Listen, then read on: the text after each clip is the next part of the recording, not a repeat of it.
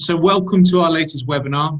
We've been providing information on this platform each week that we've been in lockdown, and we've covered previous topics such as government support, estate planning and landlord advice.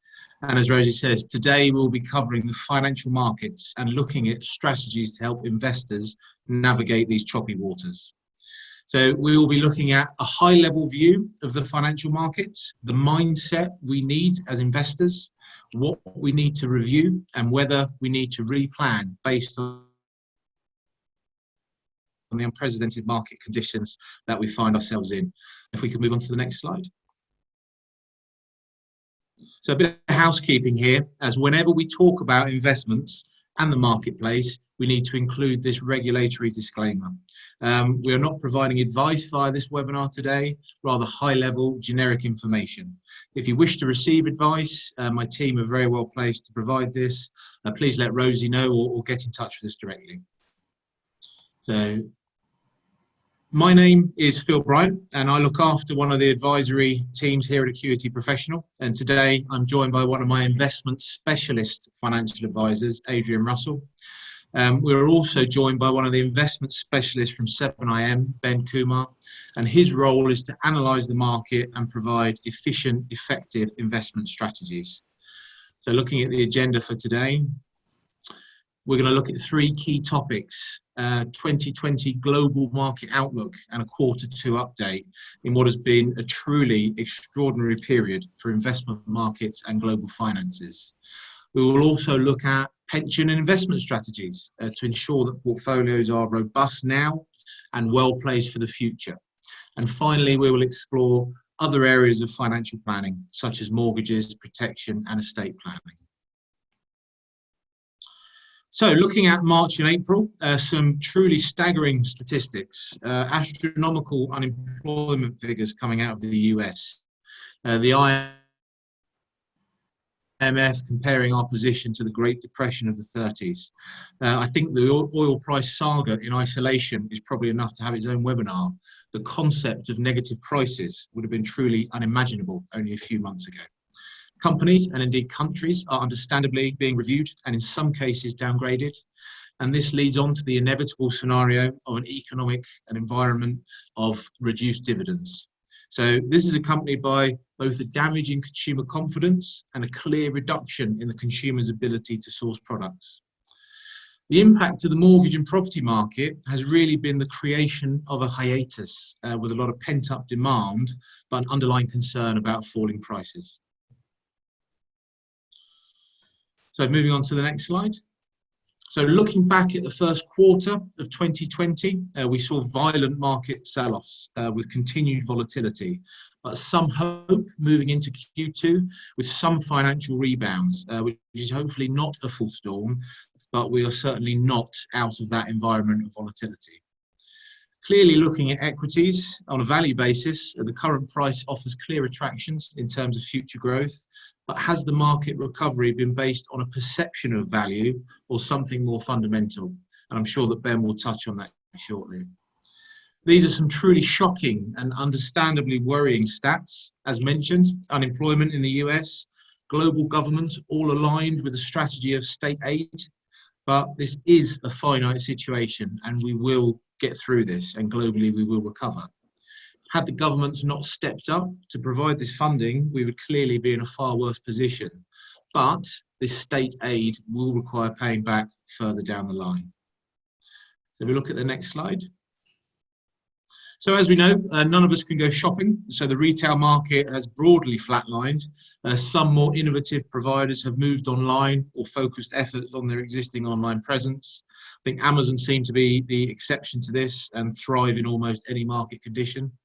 But in terms of lockdown, the global demand in oil significantly fell, which has led to the volatility we have seen and the general drop in price. We have seen recovery recently as the lockdown measures begin to ease, but longer term effects are far from clear. The 2.3 trillion Fed package did provide a boost to the markets, but this was somewhat countered by the unemployment figures coming out of the US. But perhaps the more significant reason for that very recent market stabilisation is because there is a perceived belief that global lockdown measures will soon be relaxed. But again, In a similar way to the oil market, the longer term prospects are still unknown. Moving on to the next slide. So on a normal day, it is easy for the average investor to ignore what the stock market is doing. During the COVID-19 pandemic, however, news and media platforms seem to be focused on stock market performance more than usual, making it impossible to ignore. And some have taken advantage of falling stock prices by purchasing more equities. The current market volatility is an opportunity to revisit your financial plan, remain calm, and capitalize on fear. Think of value. We all need to keep our emotions in check, do what we can to stay on course for our own financial goals, and avoid the big mistakes that can drastically reduce long-term investment returns. The message here is that it's impossible to time the market.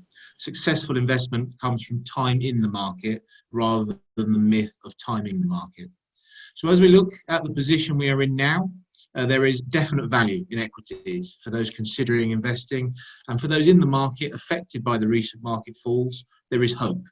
And as much as the immediate reaction will understandably be panic and fear, in reality, if we keep calm and reassess holdings, we can ensure we are dealing with the conditions now as robustly as possible. But perhaps more importantly, we will be in a position to benefit when we move out of lockdown through Q3 and Q4.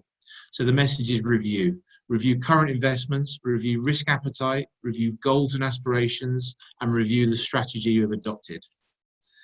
And I'd now like to pass over to Ben, who's going to discuss the market and strategies that 7IM are currently adopting. Over to you, Ben. Thanks, Phil. Hello, everyone. Absolutely fantastic introduction there. Just the fact that it takes 4 slides to list everything that's gone on in the last couple of months in those bullet points really does set the scene. And, you know, there are numbers on there that we really haven't seen in, well, ever in some cases. The amount of stimulus, $8 trillion thrown at the world economy by governments.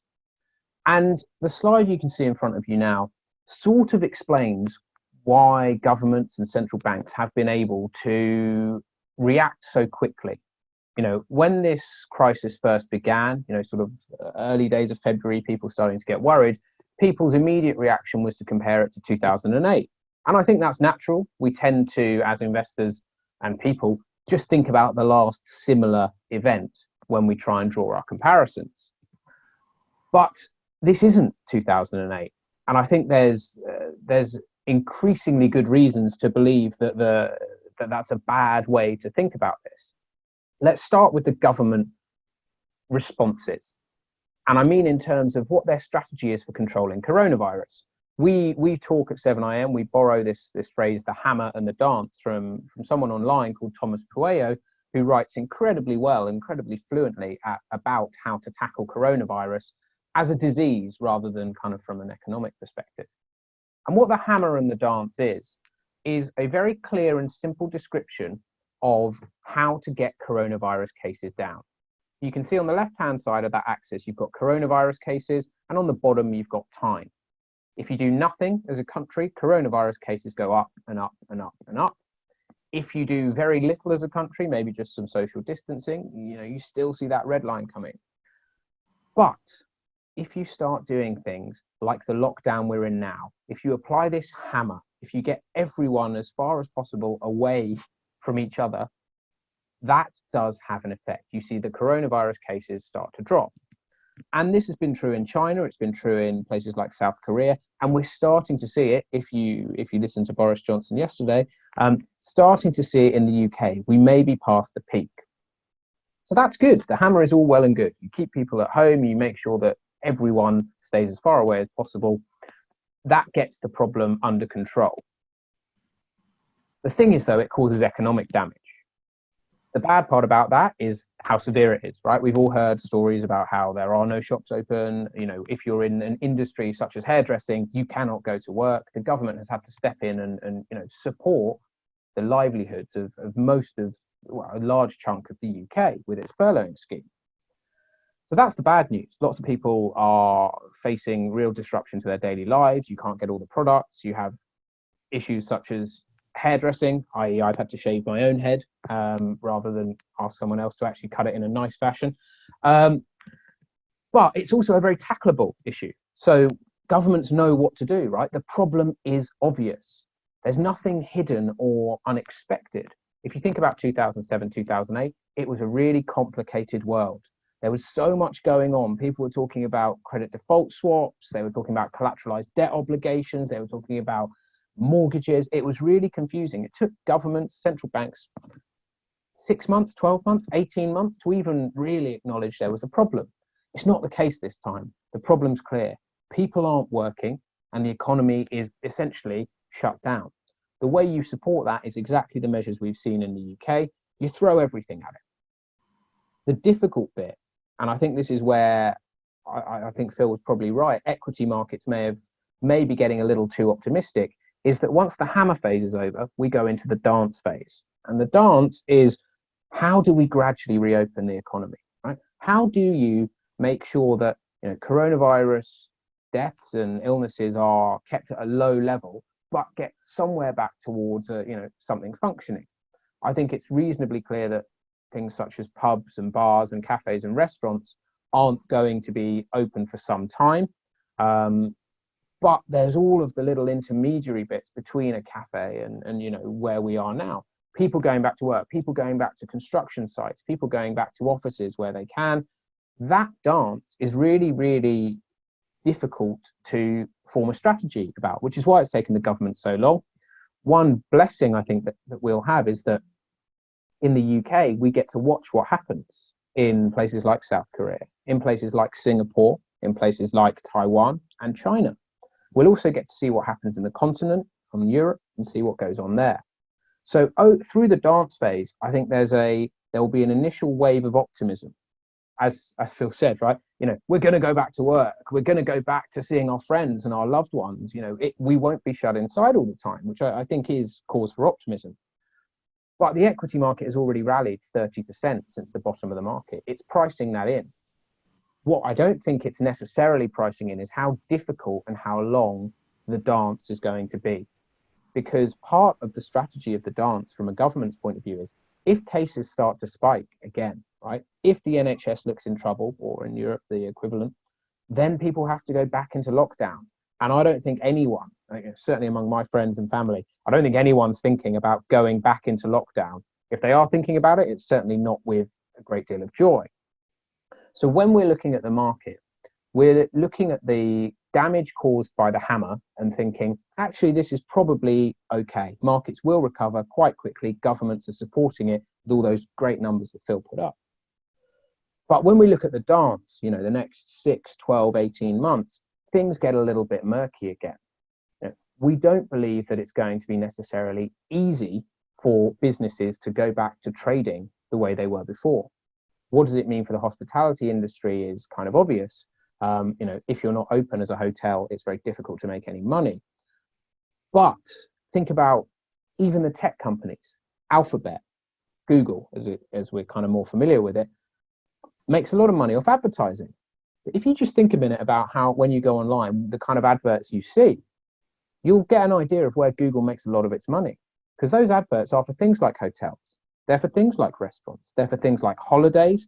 They tend to be for exactly the kind of industries, the experiences that we know are going to be in trouble for a while. So even the mighty Google might struggle with some of its revenues. So if you go on to the next slide, you can see the way we're thinking about the world, right? We try to think in the long term, what is going to happen?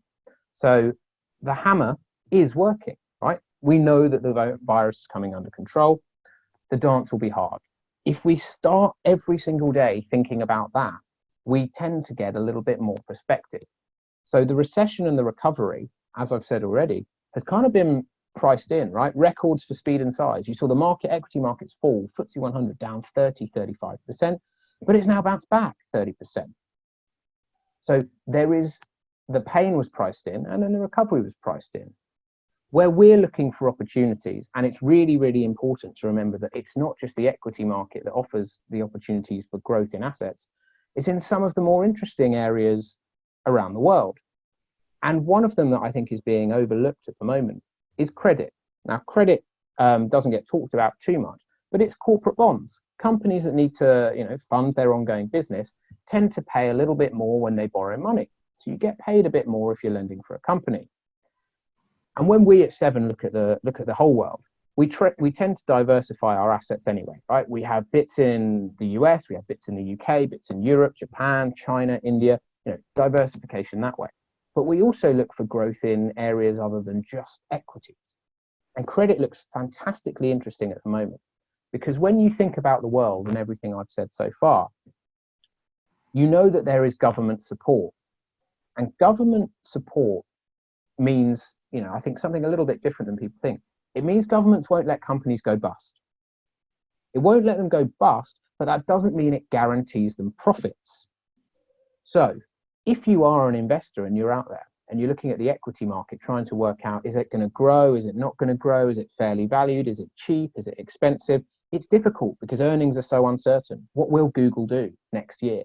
Will it make money? Will Facebook? Who knows? But when you look at the bond market, you think, look, if the government is essentially saying it is going to buy the bonds of these companies to make sure they won't go bust, and you've seen it in the US and in Europe and here in the UK, those bonds actually look like a really interesting way to get some exposure into your portfolios. So when you're looking at things like the UK government bond market, you can see you get about, I think, 0.5% on the UK gilt. When you look at some of the UK corporates, you're getting paid 2, 3, 4, 5%. And these are good, big companies, your Vodafones, your Tescos. Are they going to go bust? No. A, because they're actually big, well-run companies. B, because the government has said explicitly, we are going to pay for your workforce and we're going to make sure you get all the loans you can. There's a few little bits around the edge, obviously airlines are going through a tough time, but in general, companies are going to be the foundation stone for this recovery over the next few years. And we want to be buying their bonds at the moment rather than their equities. We think that's a good way to get returns for our clients. And the final point is talking about government bonds. When you've only got 0.5% on offer from the UK government bond, it's almost not worth investing there. You can kind of think, do I need to be, putting that money in with the UK government, or is it better in cash? Those are the kind of things we're thinking about. And at all points, I think it's such a great point you made about emotion, Phil. The one rule we have at 7IM is if news that belongs on the BBC business page makes it to the BBC news page, we know we're going to get a lot of calls. We know a lot of clients are going to be out there reading that headline. It's usually going to be a scary headline. You very rarely see headlines on the BBC front page saying, FTSE up today, everything good in the world. But you will always see it when the FTSE falls like it did yesterday, 3.5%. Those are the times to be brave, stay calm, and take your opportunities, in a measured, process-driven way. So we are reasonably optimistic about the long-term future for the world. We think the short-term could be a bit choppy, but there are a few bargains out there if you're prepared to go and look. Thank you. Thank you, Ben. So thanks, Ben. Sorry, thanks, Ben. That provides some really useful and interesting insights into the market and allowed us a little glimpse into how investment specialists are approaching the future. So that was really useful.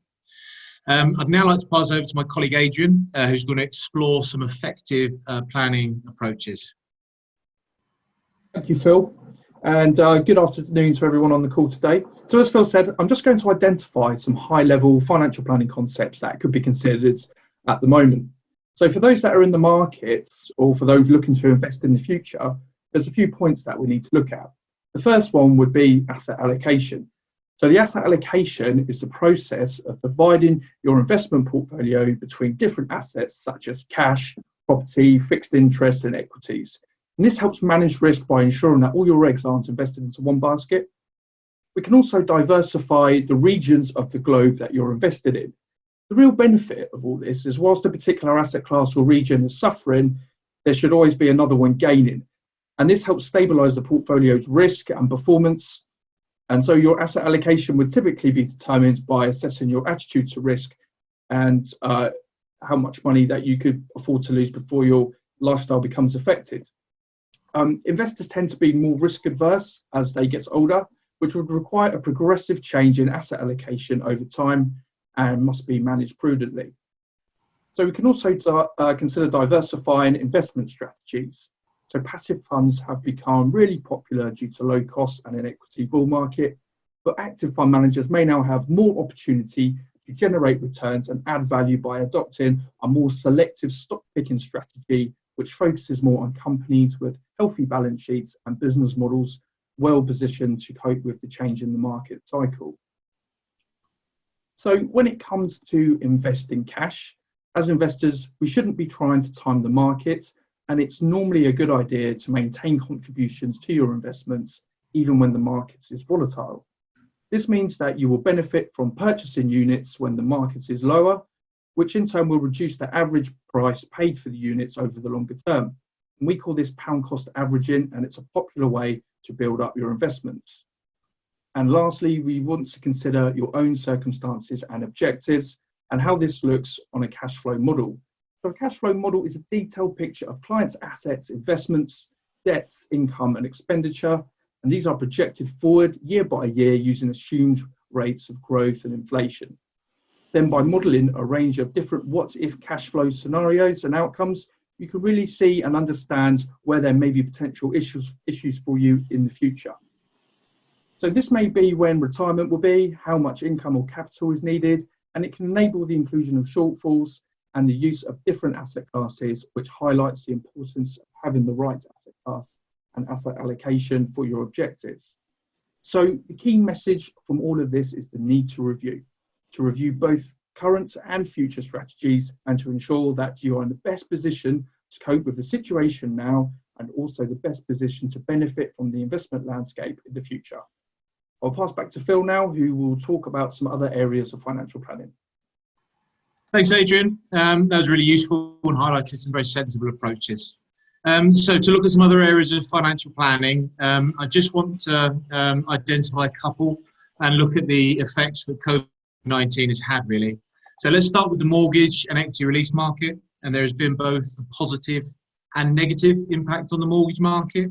The Bank of England base rate is at an all-time low of 0.1% in an attempt to try and provide some liquidity in the marketplace. And this has filtered down to the mortgage market, albeit quite slowly. However, lending has tightened, and that's despite the government's best efforts to provide liquidity. So this will hopefully loosen soon, and we are seeing some providers relax some requirements. But in the main, mortgage providers are being much more selective and reducing loan to values, and in some cases actually withdrawing buy-to-let cases completely. And quite importantly, from a processing perspective, due to the lockdown measures, the mortgage market has an issue with physical valuations, as they're just not currently possible to perform. But if you have a straightforward remortgage with a fairly low LTV, there is a definite opportunity to reduce outgoings and benefit from a lower cost mortgage product. And leading on from the conventional mortgage market, we have the equity release market. The mortgage market, to a certain degree, also includes the equity release market, and there has definitely been an upswing in equity release interest. You may well have seen more adverts on TV promoting this service than ever before. And the reason that equity release is looking potentially more attractive is linked to a lack of current savings and liquidity, and also an environment of low interest rates. However, this route needs to be fully understood, particularly regarding future inheritance, and there is often still the requirement for physical valuations. So looking at the protection market, clearly in a time of a global pandemic, the need for appropriate life cover is more vital than ever, and those that have life cover need to ensure that the amount and the structure are still appropriate for their needs, and those that do not have any in place need to consider establishing as a matter of priority. I think people are generally very aware of pure life cover, but there are other forms of protection, such as income protection or critical illness, which are just as valuable. And it's also important to establish whether the use of trust planning would also be appropriate. So in terms of COVID impact, we're seeing larger sum assured cases experiencing the same kind of problem that the mortgage market is, in that these cases need medical underwriting, and these cases need a GP or a nurse visit, which, as you can imagine, is currently quite difficult. However, as with other parts of the market, we are seeing innovation, and companies are starting to use remote medical screening processes, which is a really positive move. I think in previous webinars and generally across the media and advice channels, the guidance has and is quite rightly to look at outgoings and cut any non-essential expenditure. I'd like to say as strongly as possible that life cover and other insurance-linked premiums are categorically essential expenditure, and I would implore you to make sure premiums are still paid and up to date at a time when you need the protection most. And lastly, I'd just like to touch on wills and estate planning, and this really continues the same theme as protection, in that during a global pandemic, the need for estate planning to be up to date and reflecting wishes is more important than ever. We're also finding that as our clients now have the time due to lockdown, they can actually address these really important issues in a really focused way. So those that have wills in place may have established them a number of years ago, and situations do change over time. So it's really important to check that they still reflect your wishes. And those that do not have a will in place need to consider addressing that again as a matter of priority. Because if anything was to happen and no will is in place, then the rules of intestacy will be followed. And these are very rigid and will unlikely reflect any kind of distribution wishes that are there. So we have had a very comprehensive webinar looking at wills and estate planning in a bit more detail, which is on our YouTube page. But if anyone wants me to send that out directly, please let myself or Rosie know, and I'll happily do so. So in summary, and again further to the points that Adrian and Ben have made, we want the message here to be review. Ensure that you have the right protection and structures in place for your circumstances. Much as I'm sure you feel isolated due to this lockdown, we want you to know that you are not. We are here and have experts in a wide range of financial disciplines. We are working as close to business as usual as possible, and we are available to help during this very strange and unsettling period to ensure that you are resilient now and in the best position for the future when we get through this. So I do hope you found that useful. I'll pass back to Rosie now, who's going to look at the poll that was mentioned earlier. Okay, thank you, Phil, and thank you to Ben and Adrian for all the insights you've shared today. I've just launched the poll, which is an opportunity for you to let us know any of the areas that have been discussed today that you would like to receive more information on, or have a free initial consultation with Phil or with Adrian. So do let us know there where we can help you further. And the recording for this will be sent out this afternoon along with the slide deck. So you'll all receive that. And then the next webinar we're running is next Tuesday, where we're looking at cash flow management and the latest updates on any government support measures that are coming up. We will also, in the next few days, once we get a government announcement, be covering in more detail the bounce back loan scheme, which a lot of people have been interested to hear more about. So keep an eye on your emails for when that's going live. So thank you very much, everybody. I'll just stay on the line a moment longer so everybody could complete the poll, and then we look forward to welcoming you to our future webinars.